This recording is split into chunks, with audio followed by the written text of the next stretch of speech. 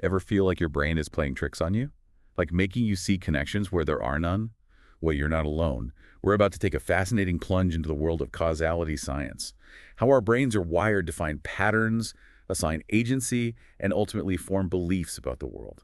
Yeah, causality is really the foundation of how we understand the world. It really is. And get this, our sources today are all over the place. We've got neuroscience, psychology, a dash of history, even some personal stories that'll make you wonder if your own brain is messing with you. Definitely a lot to unpack today. We're going to tackle some pretty big questions like, do we actually have free will, or are we just running on autopilot? Why are some people more prone to believing in conspiracy theories while others stick to logic? And here's the big one. How did our brains even evolve to make sense of a world that can feel totally random? It's a great question, and it all starts with something called patternicity. Patternicity. Is that like when I'm convinced my lucky size helped me ace a job interview? Exactly. Your brain is constantly searching for patterns, even when they aren't really there. It's like that time I was convinced my old car only broke down when I was running late. Oh, I totally get that. It felt real, even though it was probably just bad luck. But why does our brain do that? Well, there's this area called the anterior cingulate cortex, or ACC. The ACC. Yeah, it acts like a pattern detection filter. For most of us, it sorts out the real deal from the nonsense. So it's like a spam filter for my brain, catching all those bogus connections. Exactly. But hold on, some people have less effective filters. Oh, so they're seeing patterns everywhere. Is that where conspiracy theories come from? It can be. Remember that story about Michael Shermer's brother-in-law, Fred Zeal, and the believing brain, the one who climbed Mount Everest? Oh, yeah. Didn't he think there was someone else up there with him? He did. He experienced something called a sensed presence. It's probably caused by a lack of oxygen and the feeling of isolation. Think about it. You're freezing cold, utterly alone. Your brain is basically screaming for any kind of connection. Wow. So his brain just invented a friend. That's kind of sad, but also amazing. It is. It shows how much our brains crave patterns and explanations. And when we can't find a logical reason for things, we tend to invent them. Okay, that makes sense. Yeah. Which brings us to agenticity, this idea that we see intention behind everything. Even random events, like when you stub your toe and yell at the table. Oh my gosh, I do that all the time. Is my brain really that childish? Not childish, just ancient wiring.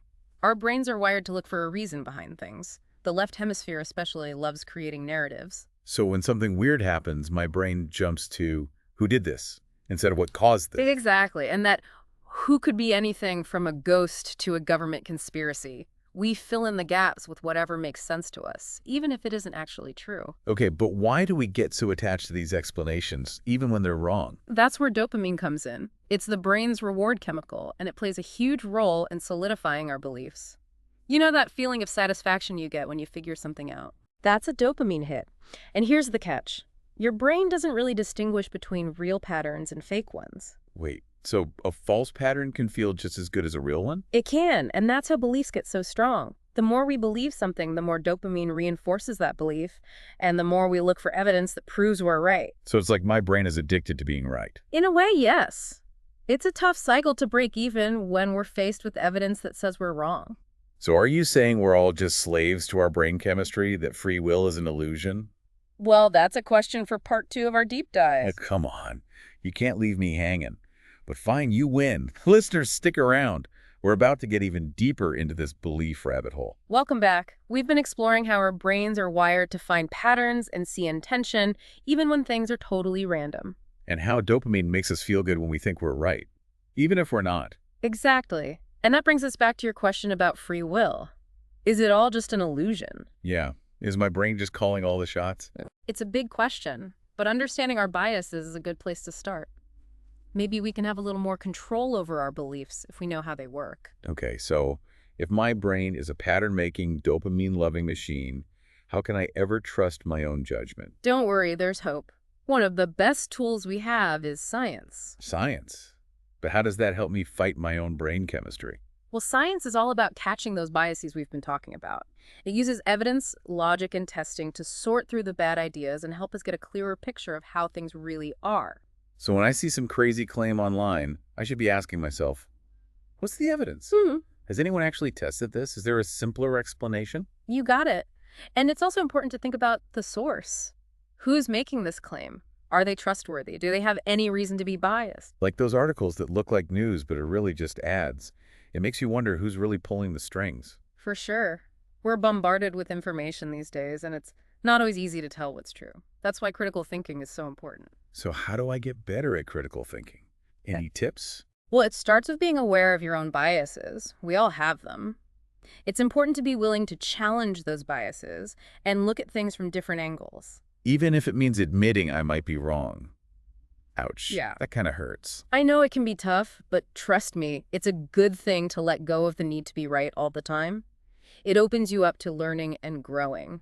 You know what? You're right. I've definitely had those moments when changing my mind felt pretty good, like a weight lifted off my shoulders. Exactly.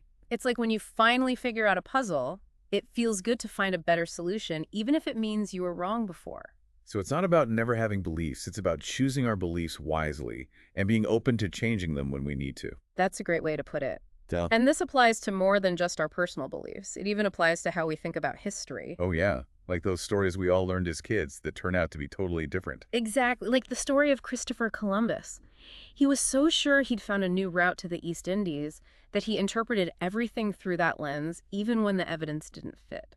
He really thought he was in Asia, even when he saw Native Americans and plants he'd never seen before. He even mistook rhubarb for a rare Chinese plant because that's what he expected to find.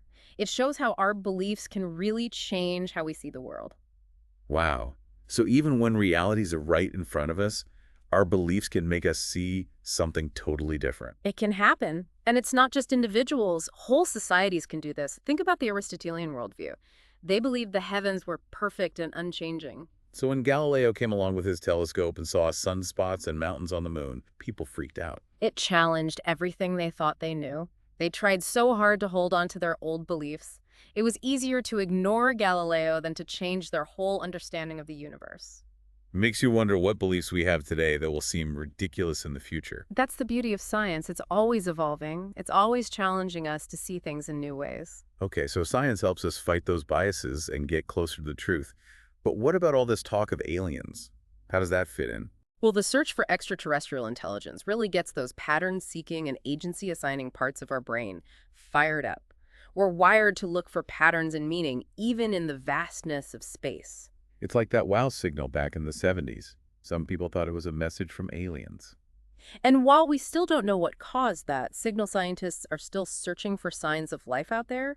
It's a great example of our brains jumping to conclusions even when there might be other explanations. What about all those UFO sightings and alien abduction stories?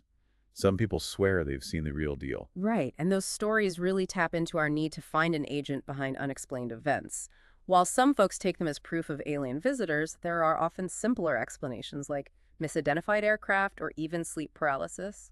So even with something as exciting as aliens, we need to use that critical thinking and look at the evidence before jumping to conclusions. Exactly. That's what scientists are doing. They're using rigorous methods to look for evidence of extraterrestrial life, from analyzing the atmospheres of distant planets to listening for radio signals. So it's about finding that balance between our natural curiosity and our need for evidence. Well, that's a great way to put it. Who knows, maybe one day science will prove that we're not alone in the universe. That would be amazing. Yeah. But for now, let's bring it back down to Earth. We've covered a lot of ground here about how our brains form beliefs, how biases can trip us up, and how science can help us sort through it all. We've seen how patternicity and agenticity drive us to find meaning even when it's not really there. And all those biases, confirmation bias, attribution bias, the bias blind spot, it's crazy how many ways our brains try to convince us we're right, even when we're wrong. But we're not helpless. We can use those tools of science, skepticism, critical thinking, and evidence to challenge our assumptions and get a little closer to the truth. It's an ongoing process for sure, but it's worth it because understanding how our beliefs work can help us make better decisions, navigate a complex world, and live more meaningful lives. Couldn't have said it better myself. But before we wrap things up, I want to go a little deeper. We've talked about personal beliefs, but how does all this apply to the beliefs and ideologies that shape our political and social world? That's a great question and a perfect segue to part 3 of our deep dive. You're killing me with these cliffhangers. Yeah. But all right, listeners, stick with us for the final leg of this journey. We're going to explore how belief shapes everything, from political debates to social movements. We're back for the final part of our deep dive into belief. You know, we've been talking about how our brains are wired for patterns, how dopamine keeps us hooked on being right, and how science can help us navigate this whole maze of biases. But now I want to zoom out a bit. Look at the bigger picture. You know how these same principles play out in the beliefs and ideologies that shape our political and social world? It's like sometimes political debates feel less like debates and more like everyone's just yelling their own opinions. It's true. And you know that those political and social beliefs, they often go way beyond just facts and logic. It gets into our values, our identities, even our tribal instincts. Hmm. You know, it's more than just disagreeing about taxes or healthcare. It's about who we are as people.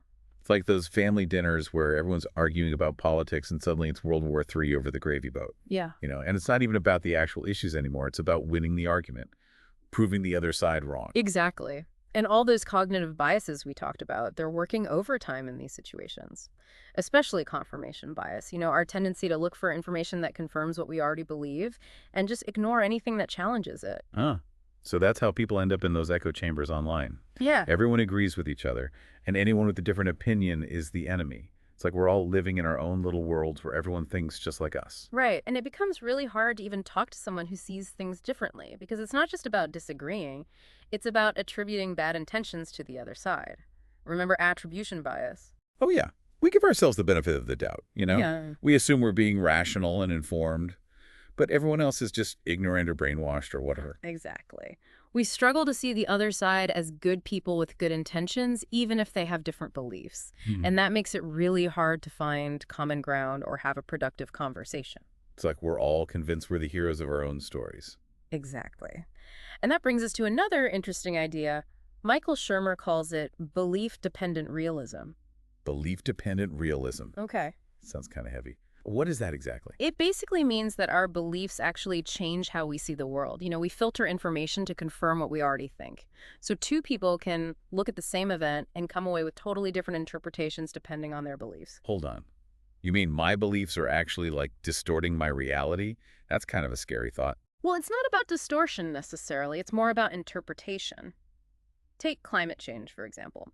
Someone who believes it's a hoax will tend to dismiss the scientific evidence. They'll focus on the few dissenting voices or question the motives of climate scientists. While someone who's convinced climate change is real might interpret every heat wave or hurricane as proof of global warming, even if there are other explanations. Exactly. It works both ways. It's not about being liberal or conservative. It's about how our brains are wired to see what we want to see. Okay, so if our beliefs are so powerful, they can actually shape how we see the world.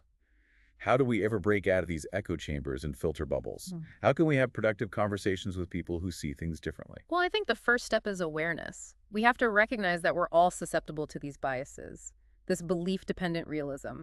It's not about being naive. It's about understanding how our brains work. So it's not about getting rid of beliefs altogether. It's about being more mindful of them, checking our assumptions, looking at the evidence, and being open to the possibility that we might be wrong sometimes. Exactly. It's about listening to people who have different views, even if we disagree with them or find their views offensive.